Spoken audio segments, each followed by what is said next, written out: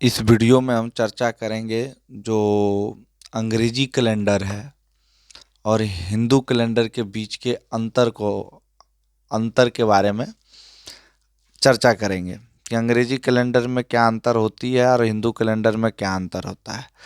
हमको अंग्रेजी कैलेंडर के जि, जो तिथि है जिसमें नववर्ष मनाया जाता है वो अमूमन भारतीय लोगों को सबको पता है कि अंग्रेजी जो नववर्ष होती है वो 1 जनवरी को मनाया जाता है। लेकिन हमारा जो हिंदू जो कैलेंडर है जिस पर सनातन धर्म डिपेंड करता है वो चीज़ किसी को पता नहीं होता है कि हमारा जो हिंदू कैलेंडर है उसमें कब नववर्ष मनाया जाता है। तो इसकी चर्चा करेंगे इस वीडियो में। इस वीडियो को देखने के बाद आप जो है अंग्रेजी कैलेंडर और हिंदू कैलेंडर के अंतर को भी जानेंगे अंतर को भी जानेंगे और इसको ये भी जानेंगे कि हम कैसे की क्या है अंग्रेजी कैलेंडर के अनुसार नववर्ष बनाते हैं और कैसे की क्या हिंदू कैलेंडर के अनुसार नववर्ष मनाया जाता है। हमको ये जानना जरूरी है कि अंग्रेजी जो कैलेंडर होती है उस कैलेंडर का क्या नाम है। तो अंग्रेजी कैलेंडर का जो नाम है वो ग्रेगोरियन कैलेंडर नाम है। अंग्रेजी जो कैलेंडर है ग्रेगोरियन कैलेंडर के नाम से जाना जाता है। और जबकि हिंदी जो कैलेंडर है वो हमारा विक्रम संवत के नाम से जाना जाता है। विक्रम संवत कैलेंडर ही हम लोगों का चलता है हिंदू कैलेंडर में। मुसलमानों का जो कैलेंडर होता है वो हिजरी संवत होता है, हम लोगों का विक्रम संवत होता है।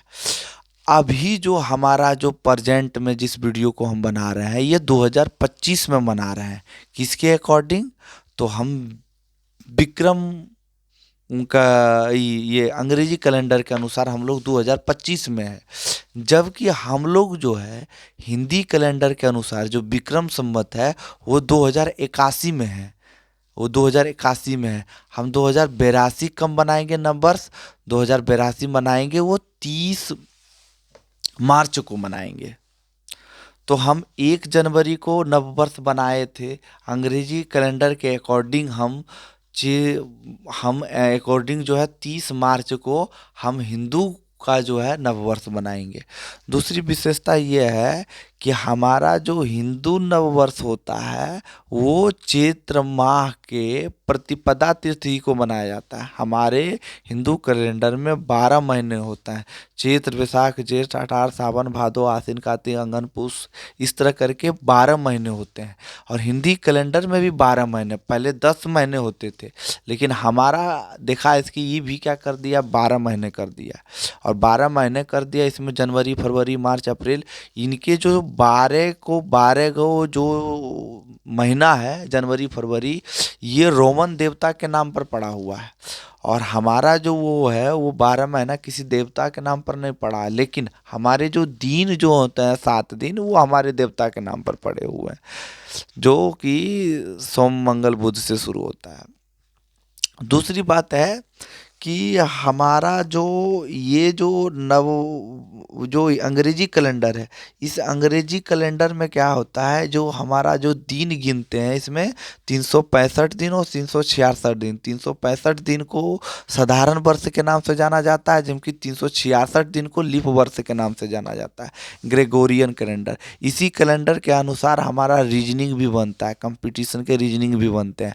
लेकिन विक्रम संवत में जो है 365 दिनों की उसकी कोई चर्चा नहीं, उसमें तिथि और नक्षत्र को की का प्राथमिकता दिया जाता है। इसमें तिथि और नक्षत्र के अनुसार ये कुछ जरूरी नहीं तिथि 4 घंटा का पाए 5 घंटा का पाए, नक्षत्र जैसा तिथि नक्षत्र होता है। इसमें क्या होता है अंग्रेजी कैलेंडर में कि सूर्य की परिक्रमा पृथ्वी जो है 365 दिनों में करती है, 4 साल के बाद ये जो है 366 दिनों में करती है। तो सूर्य की जो परिक्रमा जो पृथ्वी जो करती है इसी के अकॉर्डिंग ये अपने कैलेंडर को बनाए हुए हैं। दूसरी बात है कि हमारा जो कि ये कैलेंडर है इसमें जो है सूर्य और चंद्रमा का अनुसरण होता है, सूर्य और चंद्रमा के अनुसरण को देखा जाता है। और हिजरी जो संवत मुसलमानों को होता है उसमें सिर्फ चंद्रमा की गति के अनुसार वो बनाया है। हमारा सूर्य और चंद्रमा दोनों इसमें समाहित होते हैं। दूसरी बात है कि हम परफेक्ट की क्या तिथि को पकड़ते हैं, इसमें परफेक्ट तिथि को नहीं पकड़ा जाता है, इसमें अंतर हो जाता है। अंतर इस प्रकार होता है कि मान लिया जाए, अगर 2 अक्टूबर को गांधी जयंती होती है तो लीप वर्ष आने के बाद एक दिन बढ़ जाता है फरवरी का, तो 3 अक्टूबर को मनाना चाहिए। ऐसा नहीं होता है कि क्या अंग्रेजी कैलेंडर में वही 2 अक्टूबर को मनाएगा। एक दिन बढ़े या घटे तो कुछ भी हो जाए, इसमें दिन बढ़ते जाते हैं या घटते जाते हैं, तो इसकी जो मूलभूत तिथियां होती है उसी में बनाया जाता है। इनके 1 जनवरी जो है, वो जिस दिन 1 जनवरी आएगा उसी दिन वो 1 जनवरी को नववर्ष बनाएंगे। हमारे में ऐसा नहीं होता। हमारा जो है तिथि नक्षत्र के अनुसार जब चैत्र माह का प्रतिपदा जो तिथि आती है उसी तिथि में मनाया जाता है। दूसरी बात है कि हमारी तिथि में जब प्रतिपदा तिथि आती है, इस दिन जो है हमारा प्रकृति पूर्ण रूप से जो है नए अवस्था में आती है। हमारा पहले का जो प्रकृति और चैत्र माह का प्रकृति में अंतर होते हैं। जितने भी पीले पत्ते होते हैं सारे पत्ते झड़ जाते हैं और नवीनतम पत्ते के साथ प्रकृति की शुरुआत होती है। सारे नवीनतम की शुरुआत होती है। कहीं देखिएगा अनाज, जितने भी अनाज पुराने अनाज जो है सब नवीन अवस्था में आ जाते हैं। गेहूँ भी नवीन नवीन नवीन हो जाता है, हमारा धान भी नवीन, जितने फसल है तो होते हैं सब नवीकरणीय फसल होते हैं। हम सारे चीज को नवीनतम रूप में पान करते हैं। पूरी प्रकृति जो है अपने आप में नवीन अवस्था में आ जाती है। फूल भी जो खिलते हैं, अनेक फूलों के खिलने की जो है वो नवीन अवस्था में आती है। इसी दिन हमारा बसंत ऋतु का आगमन माना जाता है। और बसंत ऋतु जो है हमारे सभी ऋतुओं में सबसे मनमोहक ऋतु माना जाता है। अर्थात कह सकते हैं कि जो हमारा नववर्ष आता है तो इसमें प्रकृति पूर्ण रूप से श्रृंगार की अवस्था में आ जाती है, अपने नवीनतम श्रृंगार की अवस्था में आती है। जबकि 1 जनवरी को जो हम मनाते हैं नया साल, इसमें प्रकृति श्रृंगार अवस्था में नहीं आती है। मूलभूत जैसी अवस्था है वैसी अवस्था में होती है। तो चैत्र प्रतिपदा को हम लोग क्या कहते हैं कि इस दिन जो है दुर्गा माँ का जो पहली पूजा को करते हैं, माता रानी का, नारी शक्ति को प्रधान देते हुए हम नारी का पूजा करते हैं। हमारा जो हिंदू का जो नववर्ष मनाया जाता है इसमें नारियों को पूजा किया जाता है। लेकिन हमारा जो 1 जनवरी का जो होता है, जो अंग्रेजी कैलेंडर होता है, उसमें नारियों को पूजा करने की कोई प्रथा नहीं है। उसमें क्या है कि नारियों को नचाया जाता है, नाच कर देख कर उसमें एंजॉय और मौज मस्ती लिया जाता है 1 जनवरी के दिन, जितने भी क्लब होते हैं। और इनका जो नववर्ष जो स्टार्ट होता है रात्रि में, अंग्रेजी का जो नववर्ष होता है वो रात्रि में स्टार्ट होता है, रात के दिन 12 बजे, रात 12 बजे के बाद जैसे ही होता है तो 12 बजे सब तैयार रहते हैं नाचने के लिए।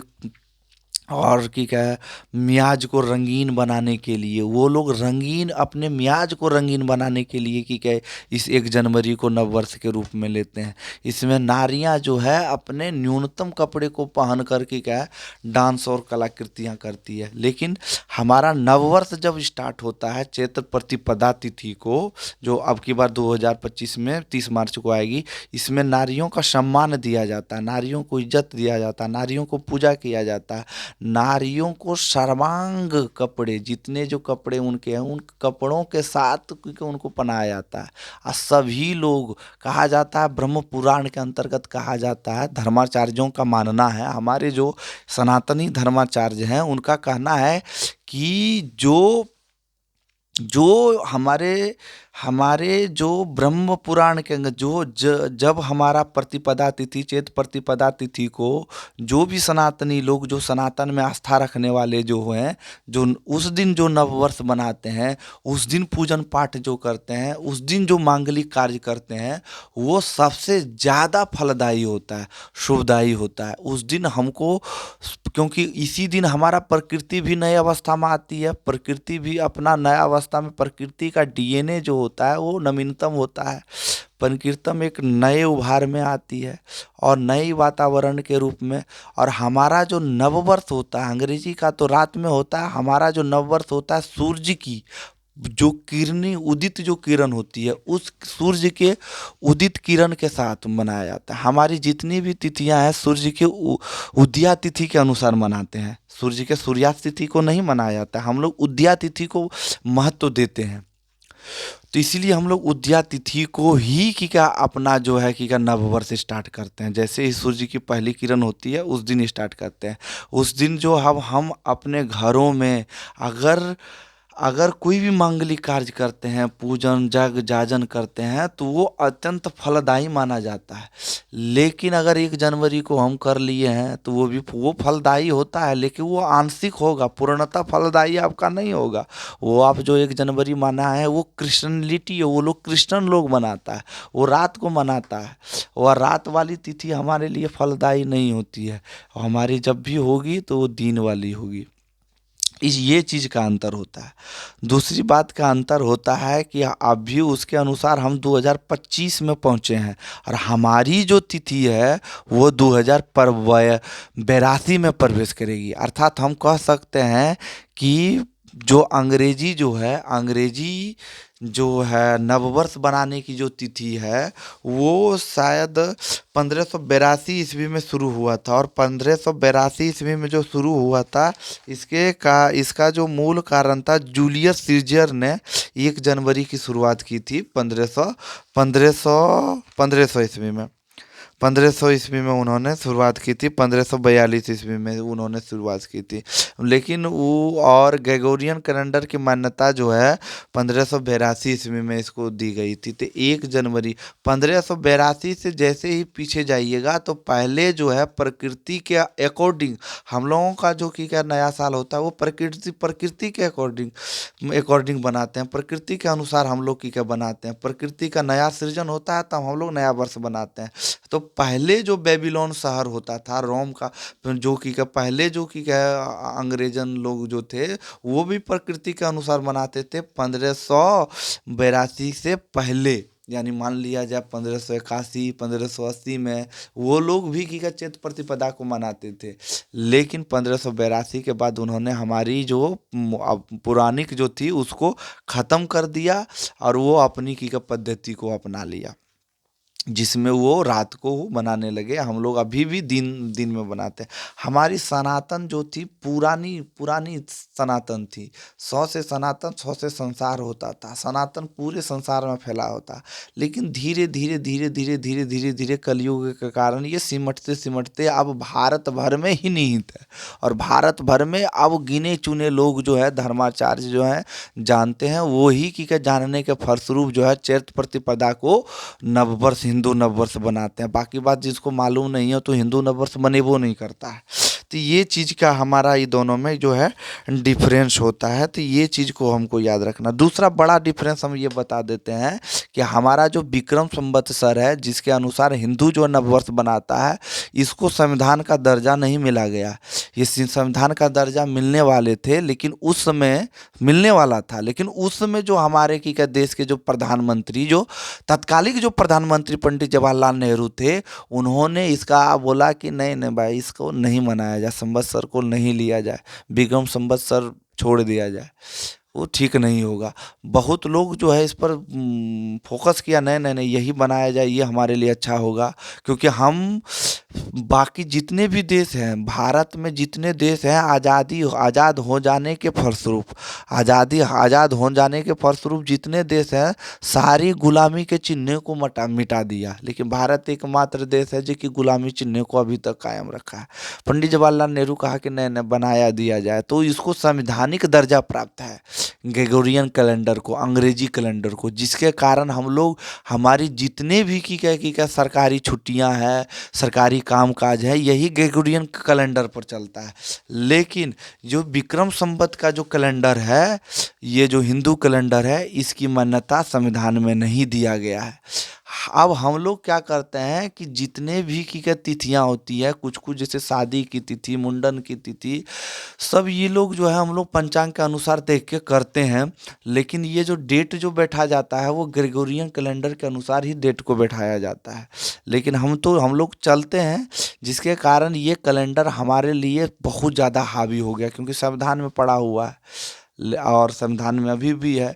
इस पर विचार और चिंतन कभी कभी किया जाता है कि न विक्रम संवत को लागू कर दिया जाए, लेकिन वो अब जो संविधान में कि क्या पहले से जो पड़ गया है, तत्कालिक प्रधानमंत्री जो प्रधानमंत्री उस टाइम जो बने थे कि क्या पंडित जवाहरलाल नेहरू, उन्हीं के कहने के कारण जो है इसको जो है संविधान में दर्जा दिया गया।